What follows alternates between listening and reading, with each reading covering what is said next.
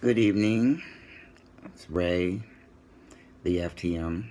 Um, Not long after I woke up today, I began to think, Ray, there's a lot of pain in the world, and there's a lot of people who, when they watch your videos, they think, oh, well, that's great for him, that he's feeling awesome and he's feeling great and this and that. And, I wanted to let y'all know that it's not always that way for me. Um, it's just when it does happen, I completely embrace it because there's a lot of things going on in the world that could upset us and hurt us, make us sad, things of that nature. But I'm perfectly imperfect human being. I'm a nice guy who gets annoyed very easily. I'm a Virgo. And if anybody knows anything about astrology, it's a hobby of mine, and I'm definitely into it. But I am a Virgo, so I do get irritated and annoyed on a pretty regular basis after being on T for a while. I also wanted to let y'all know that in reality and in a person, I have a potty mouth. I really do. I will say the most outrageous things at times. And I have to laugh at myself because I remember when I was uh, newly sober and clean in Alcoholics Anonymous, I got asked to chair a meeting, to speak at a meeting. And they recorded that they recorded me speaking at that meeting, and when I heard myself back, I thought, oh my God. I was like a sailor. I cursed like a sailor. I've toned it down quite a bit, but I still will say anything. I don't have much of a filter on my mouth, and I will say things that are pretty outrageous, and people are like, what? How can you be so spiritual and have a potty mouth at the same time? I mean, I get a lot of people upset at me because I will say things like, shaking my fucking head or whatever it is that will come out of my mouth. And they can't believe I'm multi, I have a lot of things going on in my personality. And God loves me anyway. He doesn't care I have a potty mouth. As long as I'm doing good in the world, he does not care. Um, but I wanted to say also that I talk a lot about forgiveness and acceptance. I wanted to let you know that forgiveness, forgiving of the self, does not mean being irresponsible and glossing over things that we do to people or things that we do out in the world, the mistakes that we make. It doesn't mean we get to be careless, reckless, and continue making the same mistakes over and over and over again. That is not what I mean by self forgiveness.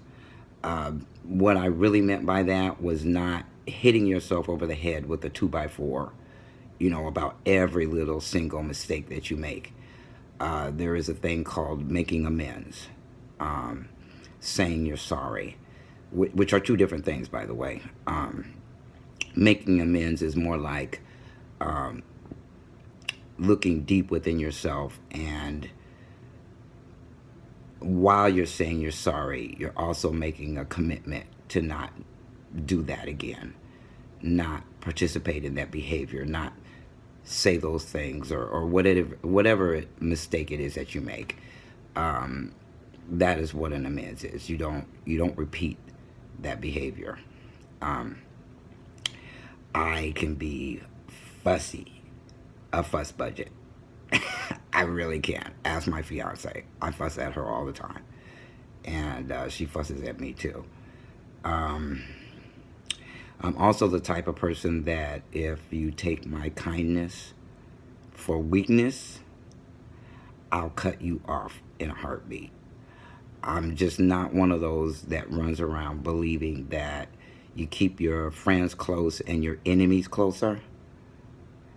I don't want any enemies around me at all. I don't want that kind of energy. Um, I don't want the negativity of having enemies around me, and I don't have that many. In fact, I can't even.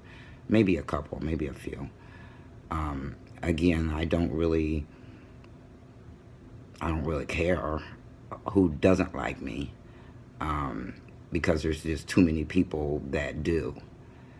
And in the seminar where I became a public speaker, the forum leader said, I want everybody in the room to take note of the fact that when you're standing up here in front of 300, 350 people, many of you will look around the room and focus on one person sitting in that crowd who's not smiling, who doesn't find you entertaining, who doesn't joke at you, and you negate the other 349 people who are looking at you and smiling at you. And you get all upset about that one person. Well, I choose to not acknowledge that one person and get good feelings from the people who do love me. And this applies to things I see on Facebook too. I see a lot of people upset, I mean completely torn apart and ripped up about one or two people in their life, when there's about 50 or 100 other people who support them and love them. And what that does is just make you a grumpy person, because if that one or two people are really close to you, you tend to focus on the negativity about those people instead of the positivity about the other people that are all around you.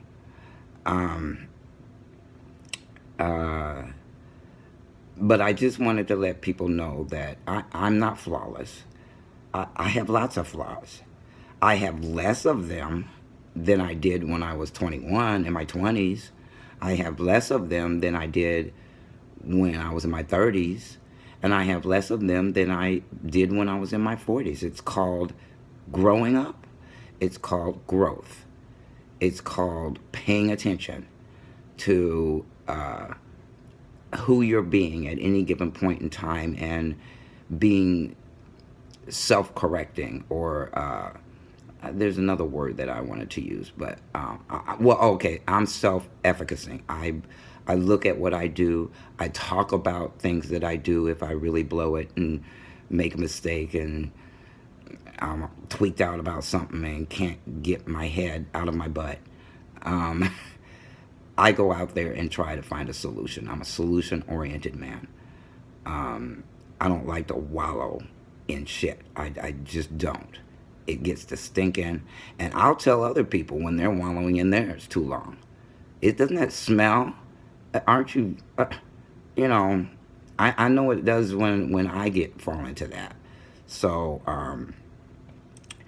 and also about acceptance. Acceptance doesn't mean you accept the unacceptable. If there's something that doesn't work for you, is really off to you, doesn't mean you accept everything about everybody. That's definitely not where I'm coming from. The kind of acceptance that I speak of is more like, how can I say this? It's like accepting your humanity, not accepting bullshit. I have the biggest bullshit sniffer around, because I have mentored and sponsored a lot of people, and when they try to hand it to me, I hand it right back to them, or tell them that, that's bullshit.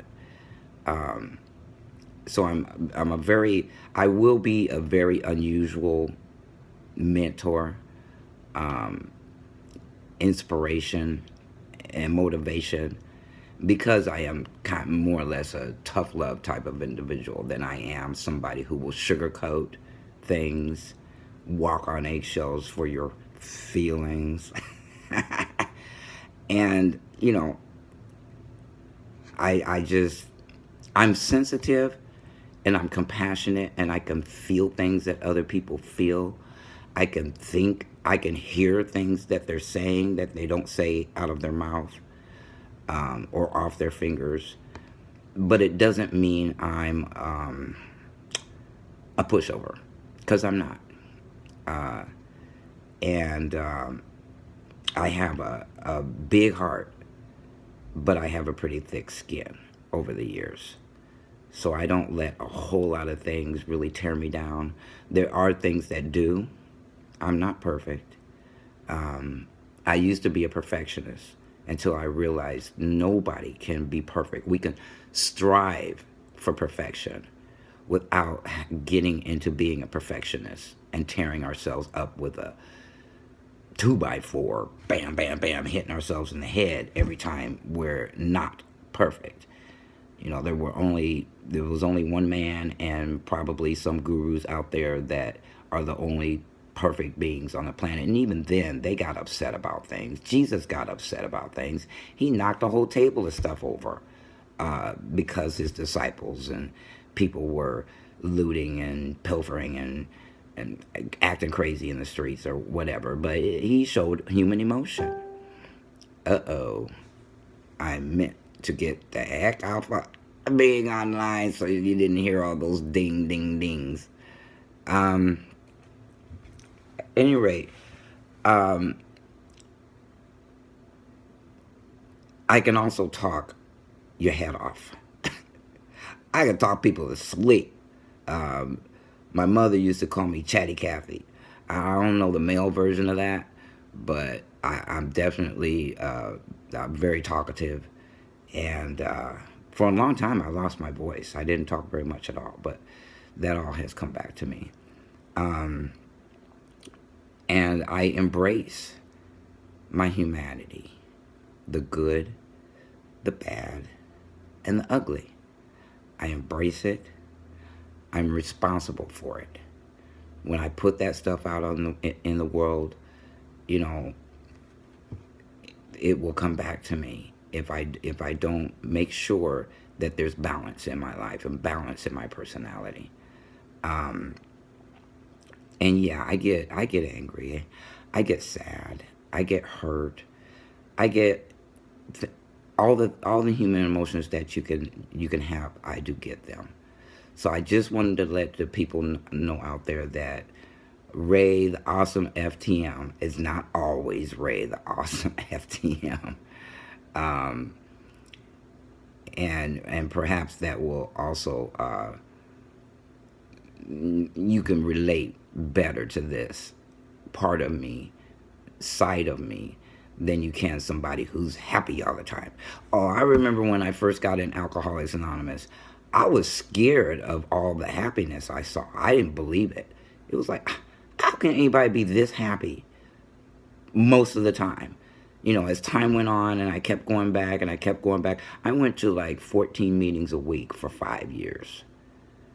And that included a full-time job and everything else that I was doing. So I got to see happy all the time. And yeah, sometimes it got on my nerves. It was like, and you know why it did? Because I wasn't. I wanted that. I wanted what I saw. I wanted what they had. And I set out to get it. To find the happiness that I saw all around me. And instead of just sitting there thinking that it's my lot in life to be miserable. My sponsors made me get up in meetings and say, hi, my name is Ray, I'm an alcoholic, and I'm terminally miserable. They made me say that. They didn't make me, they suggested I say that. And I didn't question my sponsors, I just did what they told me to do. Because they knew where it would lead me, even though I didn't. And after a while, the misery went away, and it was actually kind of funny. I would start laughing when I would announce myself that way. Uh, if you give yourself an overdose of something negative, sometimes it can turn out to be quite positive. You can end up laughing at yourself. So that's my message for today. Um, I hope that you have a blessed Sunday. I hope you had a great one. And Ray will be making more videos. Stay tuned.